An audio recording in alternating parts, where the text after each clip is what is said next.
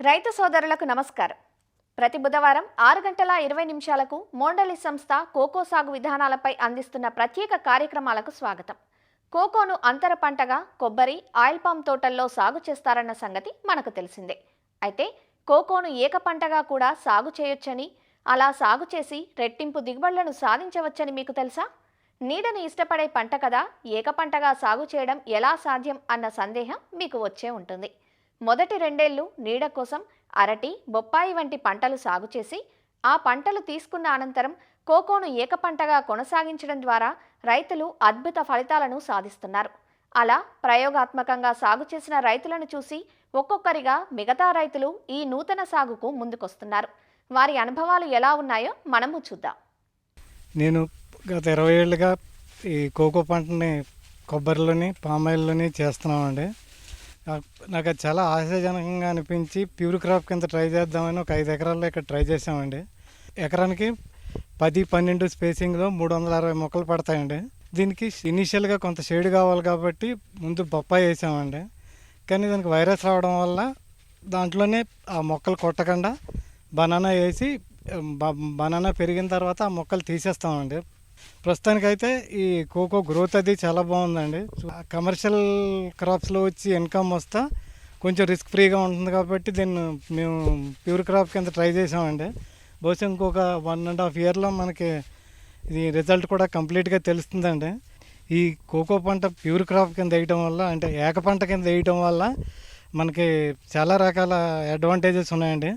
First మనం దీనికి పరిమిత షేడ్ ఇవ్వాలి కాబట్టి అందులో బనానా కానీ పప్పాయి కానీ వేసుకుంటే ఫస్ట్ 3 ఏళ్ళు అది ఇన్కమ్ ఇస్తుందండి. ఆ ఇన్కమ్ అయిపోయేటప్పటికి మనకి కోకో ఇన్కమ్ స్టార్ట్ అవుతుంది కాబట్టి మనకి మొదటి నుంచి ఇన్కమ్ విషయంలో ఇబ్బంది కూడా ఉండదు. అదే దీనికి మార్కెటింగ్ అది బాగుంది కాబట్టి మనకి ప్రాబ్లమ్స్ కూడా బాగా తక్కువగానే ఉంటాయని అనుకుంటున్నానండి. ఇనీషియల్గా మనకి షేడ్ కావాలి కాబట్టి షేడ్ వేస్తామండి. 3 ఏళ్ళ తర్వాత దాని నీడ దానికే సరిపోతుంది కాబట్టి మనం ఇంకే విధమైన కత్తిరింపులు చేసుకోవడం తప్పించి ఇంకే విధమైన షేడ్ క్రాప్స్ కానీ దాని గురించి ఏమీ బెంగ పెట్టుకోవాల్సిన పని లేదు. నేను ఒక 6 ఎకరాలు కోకో ప్లాంటేషన్ వేసానండి. ఈ సంవత్సరం ఖాళీ చేలోనే వేసానండి. ఇది ఎకరానికి 320-325 మొక్కల దాకా పండియండి. దీనికి ఇక ఒక 2-3 సంవత్సరాలు నీడ అవసరం కాబట్టి అరటితో వేసానండి. అరటితో ఇంకో కటింగ్ అయిపోయిందండి. ఇప్పుడు మళ్ళీ మొక్క వేస్తానండి. అలా 2-3 సంవత్సరాలు అయితే కోకో మొక్క కొంచెం బాగా అభివృద్ధి చెందుతుంది. 11 అడుగులు 12 అడుగులు పెట్టి వేసానండి ట్రయాంగిల్ షేప్లోనే. కొబ్బరి తోటలో అయితేనండి కోకో మొక్కలు 200 పడతాయండి. కానీ ఆదాయం తక్కువ వస్తుందండి. కొబ్బరి ఏమో రేటు ఉంటలేదండి. ఈల్డింగ్ కూడా దిగుబడి కూడా పెద్ద ఉంటలేదండి ఈ మధ్యకాలంలో. దాని గురించి నేను ఖాళీ చేలో ప్రపోజ్ చేసుకున్నానండి. ఇదివరలో అంతర పంటగా కాకుండా వట్టి కోకో వేసిన రైతులు మంచి ఆదాయం పొందుతున్నారు, నేను చూశాను. అంతర పంటగా కంటే కూడా మనకి ఈ ఖాళీ చేలో వేయటం వల్లే బాగా వస్తుందండి అన్నిని. కాబట్టి రైతులు కొబ్బరి తోటలోనే కాకుండా ఖాళీ చేలో కూడా వేసుకుంటే చాలా బాగుంటుందండి. నేను ఒక 8 ఎకరాల చేలో ఖాళీ చేలో కోకో మొక్క వేసామండి. 12x12. దానికి అంతర పంటగా అరటి తోట వేసామండి 2 సంవత్సరాలు.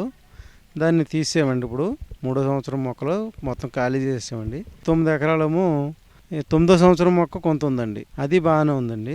3వ సంవత్సరం మొక్క మనకి అరటి తోట తీసేసాక కాపు ఈ సంవత్సరం 3 క్వింటాల కాడికి వచ్చిందండి. వచ్చే సంవత్సరం ఇంకో క్వింటాల కాడికి అలాగే ఏటా పెరుగుతుందండి. ఇది భయం లేదండి, గాలిదేవుని భయం లేదు, లేబర్ భయం లేదు. ఏదన్నా 2 మనుషులు ఉంటే మనకి వ్యవసాయం నడిచేద్దండి, ఇబ్బంది లేకుండా ఉందండి. బాగుందండి ఆదాయం. ఖాళీ చేలో కోకో మొక్క అండి 12x12 వేస్తే 300 మొక్కలు పడుతున్నాయండి. అలాగే 10x10 వేస్తే 400 పడుతున్నాయండి. అలాగని కాకుండా మామూలుగా కోకో 12x12 వేస్తేనే సమానంగా ఉంటుందండి. వ్యవసాయానికైనా దేనికైనా ఆదాయం కూడా బాగుంటుందండి. మొక్కల సాంద్రతను పెంచి నాటటం వల్ల ఏక పంటగా కోకో సాగు చేసినప్పుడు అధిక దిగుబడులు సాధ్యమవుతాయంటూ ఏక పంట సాగు గురించి వివరాలు తెలియజేస్తున్నారు మోండలి సంస్థ ఉత్తర కోస్తా ప్రాంతం assistant manager Vijay Kumar. Chocolate పరిశ్రమకు ప్రధాన ముడిసరుకైన కోకో అనేది కొబ్బరి తోటలు, పామాయిల్ తోటలు, ఒక్క తోటల్లో అంతర పంటగా బాగా ప్రాచుర్యం పొంది సక్సెస్ అయ్యి రైతులు మంచి దిగుబడి పొందడం కూడా మనం గమనించాము. అయితే గడిచిన దశాబ్దంలో చూసినట్టయితే ఉభయ గోదావరి జిల్లాలోని కొందరు అభ్యుదయ రైతులు దీన్ని ఏకపంటగా కూడా సాగు చేయవచ్చు అనేది ఎక్స్పెరిమెంటల్గా తీసుకొని సక్సెస్ అవ్వడం కూడా మనం గమనించాము. ఈ కోకో పంటని ఏకపంటగా పెంచే విధానాన్ని ఫుల్ సన్ కోకో మోడల్ అని అంటారు. దీన్ని కొందరు రైతులు ఎక్స్పెరిమెంటల్గా తీసుకొని దీన్ని సక్సెస్ఫుల్ చేయడం గమనించిన తర్వాత చాలామంది రైతులు కోకోని ఏకపంటగా ఎందుకు వేయకూడదని చెప్పి ముందుకు రావడం జరుగుతుంది. ఈ కోకో పంట ఏకపంటగా వేసుకోవాలి అనుకున్నట్టయితే ఆరంభంలో ముందు ఈ మొక్క నాటుకోవడానికి ముందుగా ఒక జీవకంచెని ఏర్పరచుకోవాలి. జీవకంచె కోసం చూసినట్టయితే అడవి మొక్కలైన టేకు, జిట్రేకు, చందనం, ఎర్రచందనం లాంటి మొక్కలను 2.5 మీటర్ల దూరంలో 2 వరుసలో ఉన్న మొక్కల మధ్యలో దూరం కూడా 2.5 మీటర్ల నుంచి 3.5 మీటర్లు ఉండే విధంగా ఏర్పాటు చేసుకోవాలి. సాధారణంగా కోకో మొక్కలు నీడలో పెరిగే మొక్కలు. కోకో మొక్కలను ఏకపంటగా వేసినట్టయితే ఆరంభ దశలో, తర్వాత దశలో నీడ ఉండదు కాబట్టి కోకో మొక్కలకి మొదటి 3 సంవత్సరాలకి నీడ ఏర్పరచుకోవడం కోసం తాత్కాలిక నీడ పంటలైన బనానా అంటే అరటి, పపాయాని మనం ఆంధ్రప్రదేశ్లో నాటుకోవచ్చు. వాణిజ్యపరంగా ఎంతో విలువ ఉన్న అరటి మొక్కను పాక్షిక నీడ కోసం దీన్ని నాటుకునేటట్టయితే 6 నెలల ముందుగానే నాటుకోవాలి.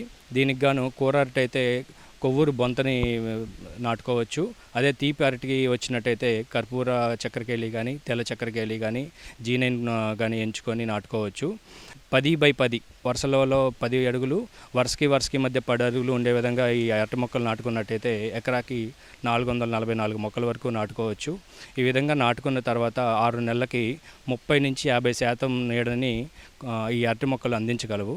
ఆ సమయంలో కోకో మొక్కలను కానీ ప్రతి 4 అరటి మొక్కలకు మధ్యలో ఒక కోకో మొక్క, అంటే కోకో మొక్కలకు కూడా 10 అడుగుల వెడల్పు, 10 అడుగుల దూరం ఉండే విధంగా నాటుకున్నట్టయితే కోకో మొక్కలు కూడా 444 మొక్కల వరకు మనం ఎకరాకి నాటుకోవచ్చు. అదేవిధంగా వరుసకి మధ్య 12 అడుగులు, వరుసలో ఉన్న కోకో మొక్కలకు మధ్య 10 అడుగుల దూరం వచ్చే విధంగా నాటుకున్నట్టయితే 360 మొక్కల వరకు నాటుకోవచ్చు. అదే వరుసల మధ్యలో దూరం 12 అడుగులు, వరుసలో ఉన్న కోకో మొక్కల మధ్యలో దూరం కూడా 12 అడుగులు వచ్చే విధంగా నాటుకోగలిగినట్టయితే 300 మొక్కల వరకు కూడా ఈ కోకో మొక్కలని మనం ఏకపంటగా నాటుకోవచ్చు. మొదటి 3 సంవత్సరాలు పాక్షిక నీడ అరటి మొక్కలు అందించడం వల్ల కోకో మొక్కలు ఆ నీడలో ఆరోగ్యంగా, ఏపుగా, దృఢంగా పెరిగి 3వ సంవత్సరం వచ్చే వరకు ఈ అరటి మొక్కలను మనం తీసేసినట్టయితే కోకో మొక్కలు సెల్ఫ్ షేడింగ్ వాటంతటా అవి నీడెచ్చుకోగలిగే స్థితి వరకు పెరిగి తర్వాత దృఢంగా, ఆరోగ్యంగా పెరగడానికి అవకాశం ఉంటుంది. కొబ్బరి తోటలు, పామాయిల్ తోటలో కానీ కోకో మొక్కలు చూసినట్టయితే కొబ్బరి తోటలో 200 మొక్కలకి గాను 400 కేజీల వరకు దిగుబడి పొందొచ్చు. అదే పామాయిల్ తోటలలో 160 మొక్కలు నాటుకొని 2 క్వింటాల నుంచి 3 క్వింటాల వరకు దిగుబడి తీసుకోవచ్చు. అదే ఏకపంటగా ఈ కోకో మొక్కల్ని నాటినట్టయితే 440 మొక్కలకి సుమారుగా చెట్టుకి 2 కేజీలు దిగుబడి వచ్చినా కానీ 8 క్వింటాలు సరాసరి దిగుబడి తీసుకోవడానికి అవకాశం ఉంటుంది. అంతర పంట కన్నా కానీ కోకో ఏకపంటగా వేసుకోవడం వల్ల త్వరగా దిగుబడి రావడంతో పాటు అధిక దిగుబడులు రావడం అనేది మనం అభ్యుదయ రైతులు నుంచి తెలుసుకొని ఈ మిగతా రైతులకు కూడా తెలియజేయడం జరుగుతుంది. ఈ కోకో తోటల యాజమాన్యం చూసినట్టయితే ఏకపంటగా నాటినా, ఈ అంతర పంటగా నాటినా కూడా దీని యాజమాన్య చర్యలన్నీ ఒకే విధంగా ఉంటాయి కాబట్టి నీటి వసతులు బాగుండి ఆరంభ దశలో 2-3 సంవత్సరాల వరకు అరటిని నాటుకోవడానికి వీలు ఉన్న ఆసక్తి ఉన్న ప్రతి రైతు కూడా కోకోని ఏకపంటగా నాటుకోగలిగినట్టయితే ఒకే భూమి నుంచి అత్యధికమైన దిగుబడులు పొంది మంచి ఆదాయం పొందడానికి ఎంతైనా అవకాశం ఉంది. కాబట్టి ఈ కోకో మొక్కల్ని ఏకపంటగా కూడా నిస్సందేహంగా నాటుకోవచ్చని తెలియజేస్తున్నాం. వచ్చే బుధవారం ఉదయం 6:20 ప్రసారమయ్యే కార్యక్రమంలో కోకోలో ప్రూనింగ్ యాజమాన్యం ప్రాధాన్యత గురించి తెలుసుకుందాం. నమస్కారం.